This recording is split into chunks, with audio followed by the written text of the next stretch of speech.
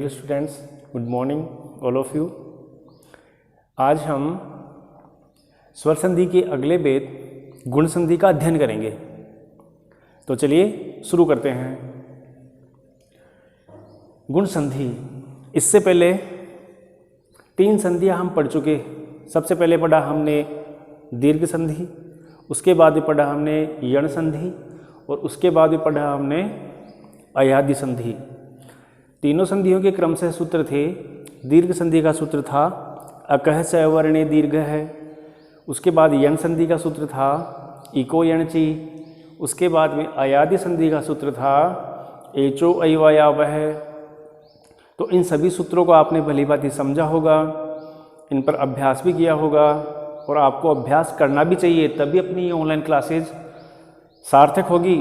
और जिस परिणाम की हम उम्मीद करते हैं, जिस ज्ञान को आप प्राप्त करना चाहते हैं, तब वो भी तभी सार्थक है जब आप साथ साथ इनका लिखने का और याद करने का अभ्यास करेंगे। तो चलिए, अगली संधि है गुण संधि। सूत्र है आद गुण है।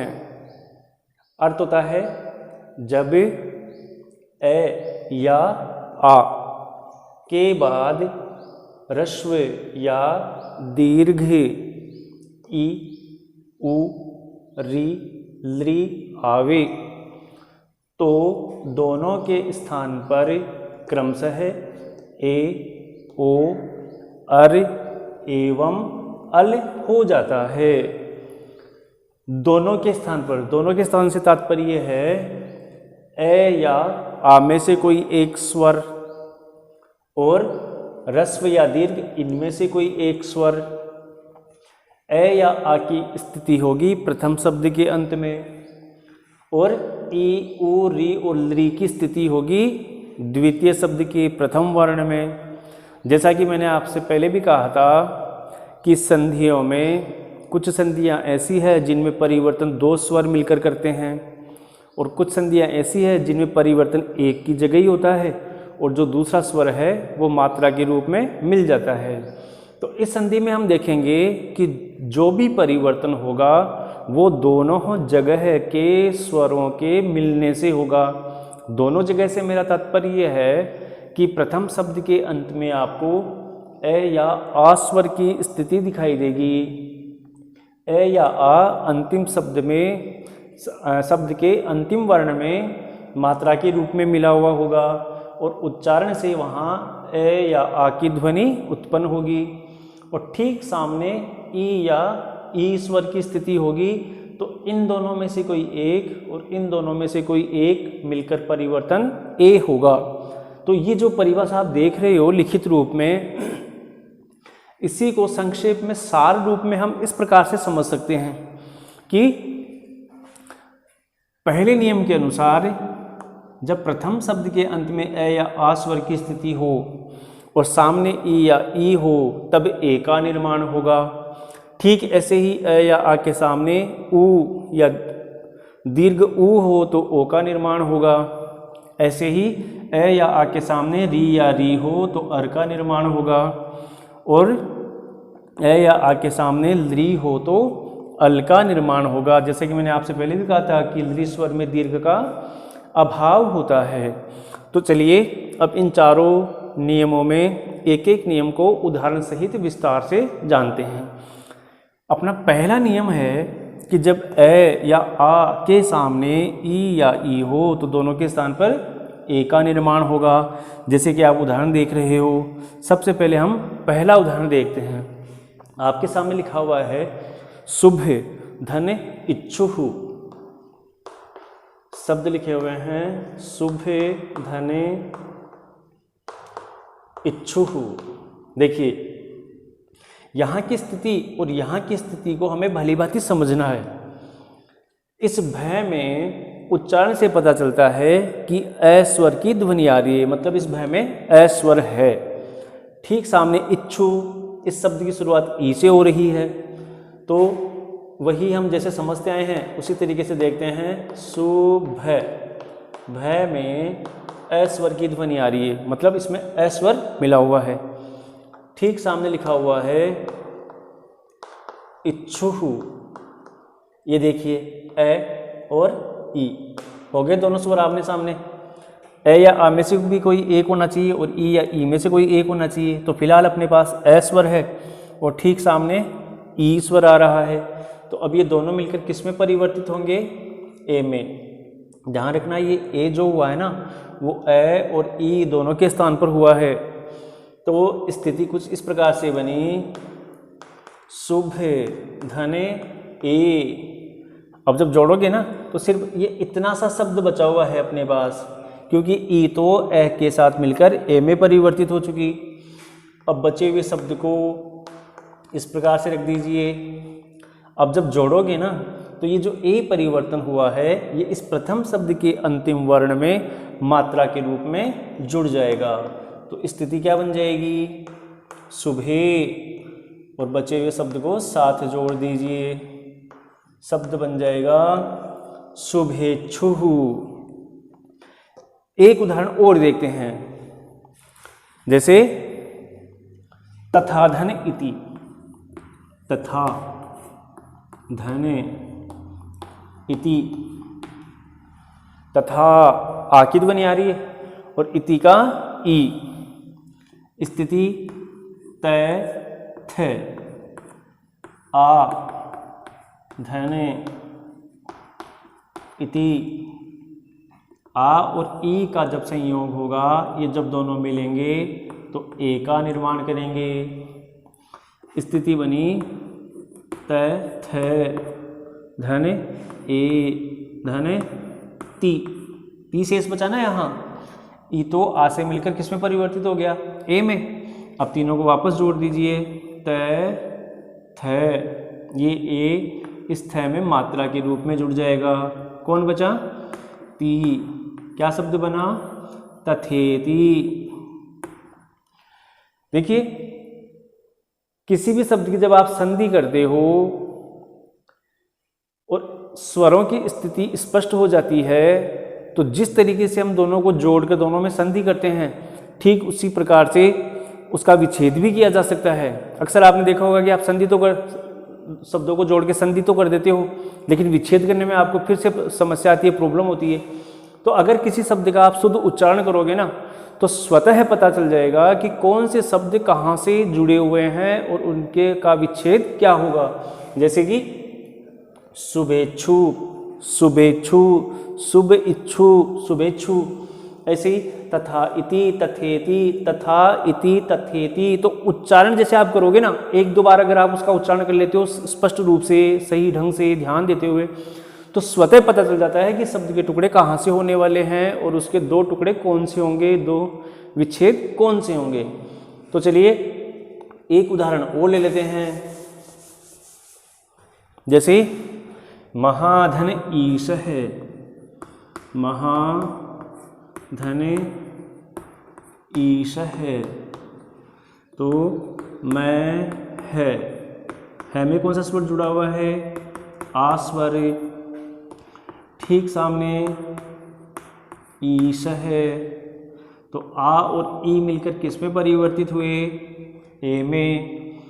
स्थिति बनी मैं है, ए और सह। ई तो आ से मिलकर ए में परिवर्तित हो ही गया। अब ए है में मात्रा के रूप में जुड़ जाएगा, रूप बन जाएगा महेश है। तो ये शब्द बना महेश है और ये शब्द बना तथेति, तथेति। और ये शब्द बना शुभेच्छुः। तो ठीक इसी तरह से जो शेष बचे हुए उदाहरण हैं उन सभी में आप अभ्यास करके संधि करोगे। अगले नियम की तरफ चलते हैं। इसका दूसरा नियम है ए आ प्लस उ या उ, और निर्माण किसका करेंगे? ओ का।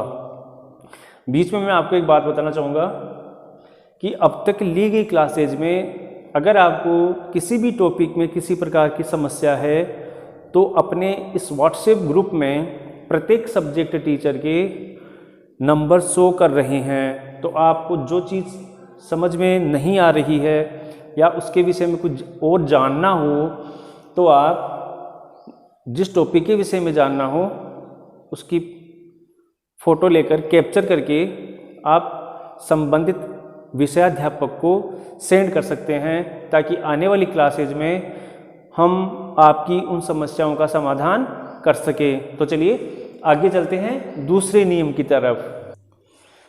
दूसरा नियम है कि जब ए या आ प्लस उ या उ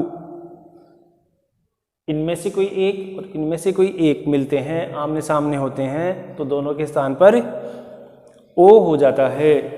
जैसे अपना पहला उदाहरण है, हित धन उपदेश है। हित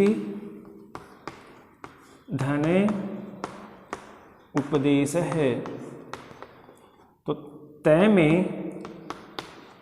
ए या आ में से किसकी ध्वनि आ रही है? ए की। हित तय, तो ए जुड़ा हुआ है, ठीक सामने उपदेश है, तो ए और उ दोनों मिलकर किसका निर्माण करेंगे? ओ स्वर का।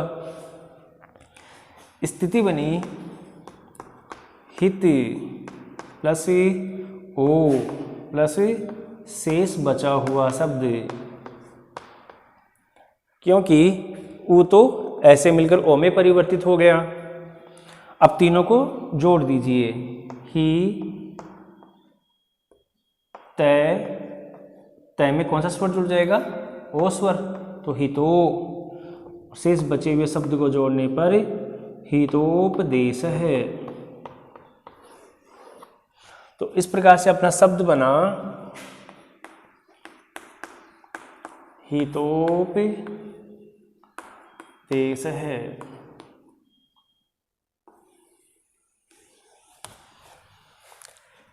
ठीक इसी तरह है, अगर किसी शब्द के अंत में आ हो और सामने उ जुड़ा हुआ हो, तब भी सेम यही स्थिति होने वाली है। जैसे कि मैं कोई अन्य उदाहरण लेता हूं इनमें से, गंगा धने ऊर्मिहि। अब देखिए, गंगा के ग में आ स्वर है और सामने ऊ दीर्घ है, तब गंगा, आ तो आ स्वर जुड़ा हुआ है, ठीक सामने ऊर्मिहि, आ और ऊ। भ्रमित नहीं होना आपको कि अगर यहां दीर्घ हो तो क्या करें, मतलब जैसे आ ऊ तो दीर्घ है, तब भी वही परिवर्तन होगा जो ऋस्व की स्थिति में होता है। तो आ और ऊ मिलकर भी किसका निर्माण करेंगे? ओ का। तो स्थिति बनेगी गंग ओ, शेष बचा हुआ शब्द। अब तीनों को जोड़ दीजिए, तो ओ किस में जुड़ जाएगा? ग में, गंगो, और शेष बचा हुआ शब्द रमिहि, गंगोरमिहि। ठीक इसी तरह से शेष जो बचे हुए शब्द हैं उनमें आप बड़ी आसानी से संधि करके शब्दों का निर्माण कर सकते हैं। ये याद रखिए कि ए और आ प्लस उ और उ दोनों की स्थिति में ओ बनेगा। चलिए एक उदाहरण और ले लेते हैं। सर्व धन उत्कृष्ट है। सर्व, तो वह में कौन सा स्वर है? ए, और ठीक सामने उत्कृष्ट है, तो ए और उ मिलकर किसका निर्माण करेंगे? ओ स्वर का। तो स्थिति बनी सर्व धन ओ और शेष बचा हुआ शब्द। अक्सर आप ये बीच में जो हलंत व्यंजन वर्ण जुड़े हुए होते हैं ना, उनको देखकर आप पहले से ही उसके विषय में एक धारणा बना लेते हो कि ये तो उदाहरण बहुत हार्ड है। जबकि ऐसा कुछ नहीं है। आपको इन दो जगह की स्थितियों को भली भांति देखना है और आगे के शब्दों को जैसा है वैसे ही रखते हुए जो परिवर्तन होता है उस परिवर्तन को प्रथम शब्द के अंतिम वर्ण में मात्रा के रूप में जोड़ते हुए वापस मिला दीजिए, शब्द का निर्माण हो जाएगा। तो अब ये ओ किस में जुड़ जाएगा? सर्व में। स्थिति क्या बन जाएगी? सर्वो। ओ जुड़ गया ना। अब शेष बचे हुए शब्दों को इसके साथ जोड़ दीजिए, सर्वोत्कृष्ट है। तो शब्द बना सर्वोत्कृष्ट है। अब इसी तरीके से आप इन शेष बचे हुए उदाहरणों में संधि करके शब्दों का निर्माण करेंगे। अब चलिए तीसरे नियम की तरफ चलते हैं कि जब प्रथम शब्द के अंत में अ या आ हो, ठीक सामने डी या री हो, तो किसका निर्माण करेंगे? अर का निर्माण करेंगे। जैसे कि सप्त धन ऋषि ही, सप्त धन ऋषि ही, सप्त, त में कौन सा स्वर जुड़ा हुआ है? ए। ठीक सामने ऋषि ही, तो ए और री मिलकर किसका निर्माण करेंगे? अर का। तो स्थिति बनी सप्त धन अर धन सिही, क्योंकि री और री ऐसे मिलकर अर में परिवर्तित हो चुकी। अब तीनों को जोड़ दीजिए, सप्त त, तो त में ए जुड़ जाएगा। सामने कौन है? सी। कौन बच गया? रे। तो इस रे को इस तरीके से सी के साथ जुड़ जाएगा, शब्द बन जाएगा सप्तर्षि। देखिए जो ऊर्ध्व रेफ है ना, मतलब रे, इसका उच्चारण तय और स के बीच में यहां पर हो रहा है, तय के ठीक बाद में सप्तर्षि। तो रे हमेशा तय के मतलब इस शब्द में इस रे का उच्चारण यहां पर हो रहा है, तय के ठीक बाद में। तो जहां उच्चारण हो रहा है ना इसका, ये ठीक उसके आगे वाली वर्ण के ऊपर जुड़ेगा। अक्सर ये गलती करते हैं कि इस रे को यहाँ नहीं लगाकर यहाँ लगा देते हैं, तो ऐसी स्थिति में अर्थ का अनर्थ हो जाता है। एक उदाहरण और लेते हैं, वर्षा धन ऋतु, वर्षा धन ऋतु, वर्ष धन आ धन ऋतु। आ और डी मिलकर अर, स्थिति बनी वर्ष धन अर धन तुहु। तीनों को जोड़ दीजिए, ए किस में जुड़ जाएगा? से में। तो से कंप्लीट हो जाएगा, हलंत हट जाएगा। रे बचा तो रे को किस पर लगा दोगे? तय पर। शब्द बन जाएगा वर्षर्तुहु, वर्षर्तुहु। ठीक इसी तरह से इसी नियम का एक अंतिम उदाहरण और देखते हैं। जैसे कि कृष्ण धन रिद्धि, कृष्ण धन रिद्धि, कृष्ण ण में ऐश्वर, ठीक सामने रिद्धि ही, तो ए और री मिलकर अर। स्थिति बनी कृष्ण धन अर धन धीहि। ए किस में जुड़ेगा? ण में। ये स्थिति बन गई, ण का हलंत हट गया क्योंकि ए जुड़ गया, और ए को लगा दोगे द के साथ, शब्द बन जाएगा कृष्णर्दिहि।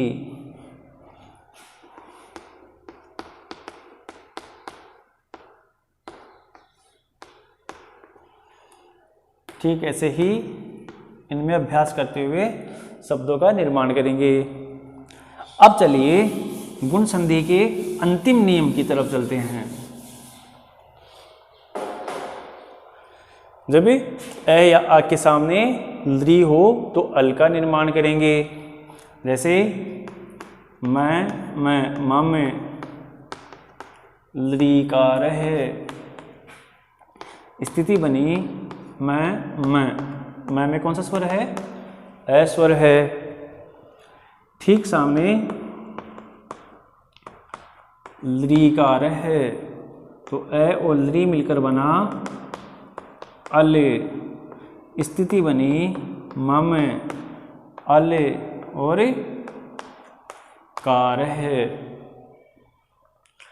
ए को किस में जोड़ोगे? मैं में, तो मैं पूर्ण हो जाएगा। ल हलंत है तो का के साथ जुड़ जाएगा, ममल कार है, ममल कार है। ठीक ऐसे ही तब और लिकारे को जोड़ोगे तो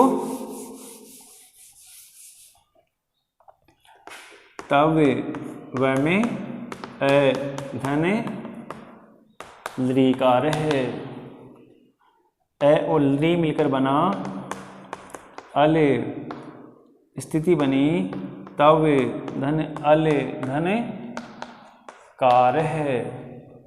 तीनों को मिला दो, ए किस में मिल जाएगा? वह में, मात्रा के रूप में। ल हलंत है तो क के साथ जुड़ जाएगा, शब्द बन जाएगा तवल कार है, तवल कार है।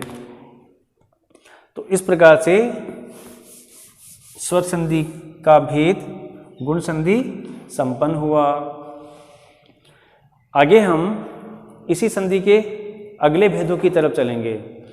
तो इन सब का आप लिखित में अभ्यास करेंगे और ऐसे ही अन्य उदाहरणों पर भी अभ्यास करते करते हुए अपनी अभ्यास पुस्तिका नोटबुक में नोट करेंगे। थैंक यू, धन्यवाद।